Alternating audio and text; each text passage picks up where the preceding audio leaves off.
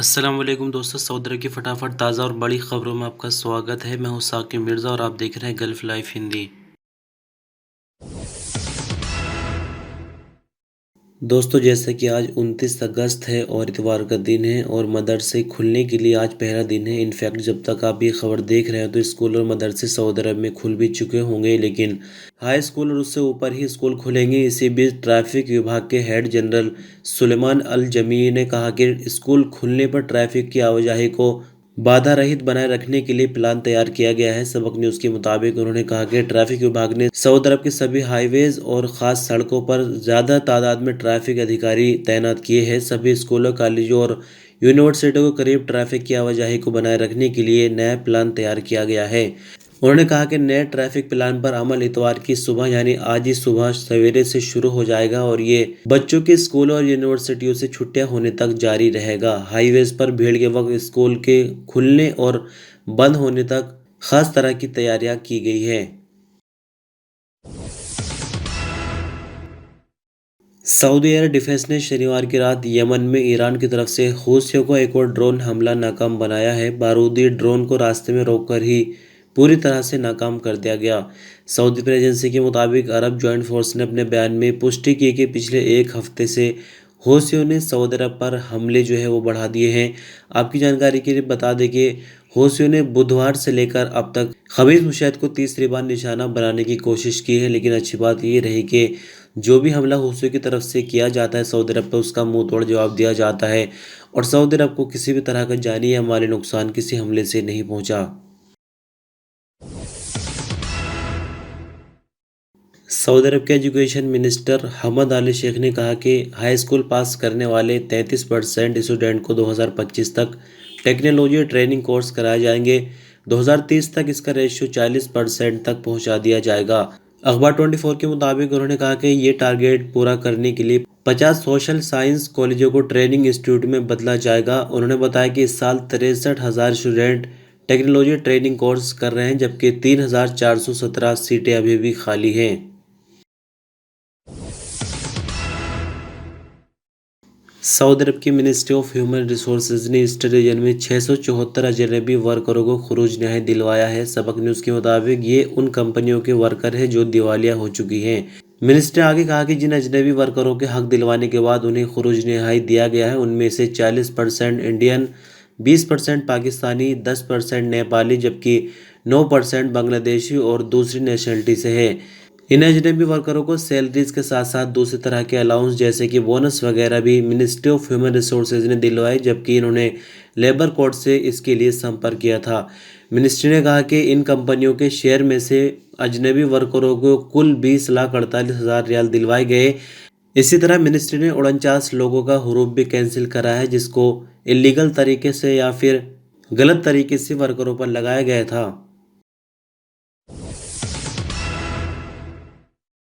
Saudi अरब में बीते कई दिनों से कोविड-19 की रिपोर्ट ज़बरदस्ती आ रही है, जिसके चलते एक्टिव मामले काफ़ी बड़ी तादाद तक घट गए हैं। यानी इस रिपोर्ट के मुताबिक आपको बता दें कि एक्टिव केस 3,537 रह गए हैं, जिनमें से 978 क्रिटिकल केस भी है जो कि हालत नाजुक की वजह से आईसीयू में है।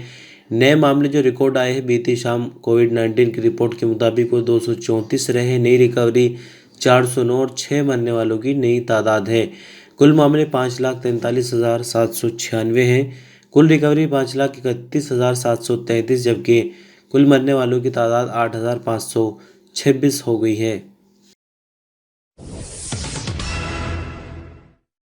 एक ब्रिटेन के मुस्लिम शख्स ने अगले साल हज अदा करने के लिए पैदल सफ़र का आगाज़ कर दिया है। आदम मोहम्मद इराकी मूल के ब्रिटेन के सिटीज़न हैं। इनकी उम्र 52 साल है और वो इलेक्ट्रिकल इंजीनियर है। उन्होंने ब्रिटेन से 1 अगस्त को मक्का मुकर्रमा के लिए अपना सफ़र शुरू किया ताकि वो अगले साल जुलाई तक यानी 2022 में जो हज आने वाला है उस तक सऊदी अरब पहुँच जाए। इस वक्त वो नीदरलैंड पहुंच गए हैं और उसके बाद वो जर्मनी, चेक रिपब्लिक, बल्गारिया, तुर्की, सीरिया और फिर जॉर्डन पहुंच जाएंगे। उनका ये पैदल सफ़र 6500 यानी 6500 किलोमीटर लंबा है और वो औसतन यानी एवरेज के हिसाब से रोज़ाना 18 किलोमीटर का फासला तय करते हैं। आदम मोहम्मद का कहना था कि एक दिन जब मैं नींद से जागा तो हज के लिए मक्का मुकर्रमा जाने का इरादा कर लिया। इसका मकसद रास्ते में इबादत करना, अल्लाह से माफ़ी मांगना और सारी दुनिया के लिए उसकी रहमत के लिए दुआ मांगना था। किसी ख़ास नस्ल, पहचान और ईमान रखने वालों के लिए बल्कि सबके लिए। आदम मोहम्मद के पास एक हथ रेड़ी है, यानी हाथ से चलाने वाली रेड़ी है, जिसका वज़न तकरीबन 250 किलोग्राम है। इस रेड़ी पर उन्होंने लाउड स्पीकर रखे जिन पर वो कुरान की तिलावत चलाते हैं। उनका कहना है कि वो मोहब्बत, अमन और बराबरी का मैसेज दे रहे हैं। उन्होंने बताया कि बहुत सारे लोग मिलते हैं, वो मुझे खाना और पैसे देते हैं। बहुत से लोग ऐसे हैं जो सब कुछ छोड़कर मेरे साथ रहते हैं और कुछ मेरे साथ रेड़ी को धक्का भी लगाते हैं।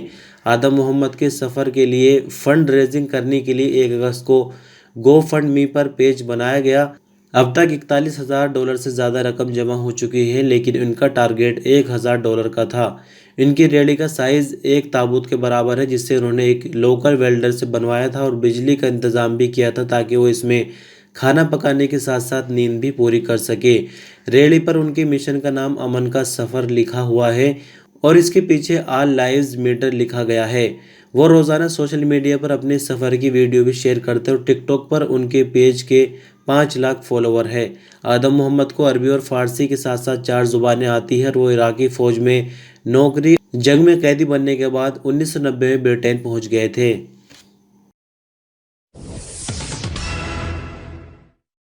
सऊदी अरब में गैर कानूनी तौर पर रह रहे अजनबियों को पकड़ने की मुहिम के दौरान एक हफ्ते में 16,397 इलीगल अजनबियों को हिरासत में लिया गया। सऊदी प्रेस एजेंसी के मुताबिक 19 से 25 अगस्त के दौरान सऊदी अरब के कई रीजन्स में 5,793 लोगों को इकामा लॉ के वायलेशन पर गिरफ्तार किया गया, जबकि 9,145 अजनबी ऐसे थे जो कि सऊदी अरब के सरहद यानी बॉर्डर का कानून वायलेट कर रहे थे, जबकि 1,594 ऐसे लोगों को गिरफ्तार किया जो कि लेबर लॉ को वायलेट कर रहे थे। बयान में आगे कहा गया है कि 528 ऐसे घुसपैठियों को भी गिरफ्तार किया गया जो सऊदी अरब के बॉर्डर को लीगल तरीके से पार करके सऊदी अरब के अंदर घुसे थे। इनमें 45% यमनी, 53% इथोपी और 2% दूसरी नेशनलिटी से संबंध रखते हैं। सऊदी अरब की सरहद को गैर कानूनी तरीके से पार करके सऊदी अरब से बाहर जाने की कोशिश करने वाले 11 लोगों को भी गिरफ्तार किया गया है। सुरक्षा कर्मियों ने गैर कानूनी अजनबियों को ट्रांसपोर्ट और दूसरे तरह की सुविधा देने पर 17 लोगों को गिरफ्तार किया है। मिनिस्ट्री ऑफ इंटीरियर का कहना है कि सऊदी अरब के कानून के मुताबिक किसी भी इलीगल अजनबी को ट्रांसपोर्ट या रहने की सुविधा देना या फिर काम पर लगाना गैर कानूनी है और ऐसा करने वाला अजनबी वर्कर के साथ साथ फंस जाएगा। ऐसे करने वाले को 15 साल तक की कैद और 10 लाख रियाल तक का जुर्माना किया जाता है। इसके अलावा ट्रांसपोर्ट में इस्तेमाल होने वाली गाड़ी को भी जब्त किया जाएगा।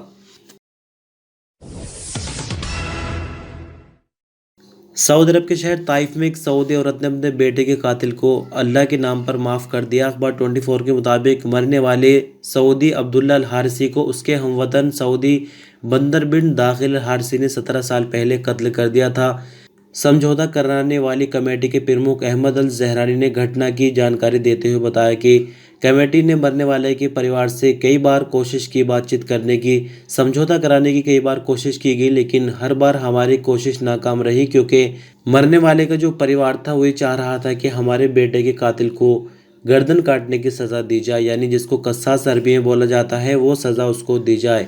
उन्होंने कहा कि 11 मुहर्रम को मरने वाले के भाई ने मुझसे संपर्क करके यानी कॉल की और कहा कि मेरी माँ ने कातिल को अल्लाह के नाम पर माफ़ कर दिया है। बस हमारी 2 शर्तें हैं। पहली शर्त यह है कि कातिल का परिवार हमारे भाई के नाम पर एक नई मस्जिद बनाएगा और दूसरा ये कि कातिल रिहा होने के बाद ताइफ में नहीं रहेगा। उन्होंने कहा कि जब ये खुशखबरी मैंने कातिल के भाई को दी तो उन्होंने कहा कि उनकी माँ ने आशूरा यानी 10 मुहर्रम वाले दिन बेटे को कसास से बचाने के लिए बहुत सी दुआएं की। आखिरकार अल्लाह ने उनकी दुआएं सुन ली और मरने वाले के ख़ानदान के दिल में रहम डाल दिया और उनका बेटा कसास से बच गया। आखिरकार उनकी जो 2 शर्तें थी वो भी मान ली गई, जिसमें मरने वाले के परिवार ने अपने बेटे के नाम पर एक मस्जिद मांगी थी और दूसरा ये कि जो कातिल है वो रिहा होने के बाद ताइफ में नहीं रहेगा। तो ये दोनों शर्तें भी मान ली गई और इस तरह से रहमदिल औरत ने अपने बेटे के कातिल को माफ़ करके उसकी गर्दन कटने से बचा लिया। तो दोस्तों बस इस तरह से खबरों का सिलसिला यही ख़त्म हो जाता है। बहुत शुक्रिया, वीडियो पर आप अंत तक बने रहें। अपना ख्याल रखिएगा। अल्लाह हाफ़िज़।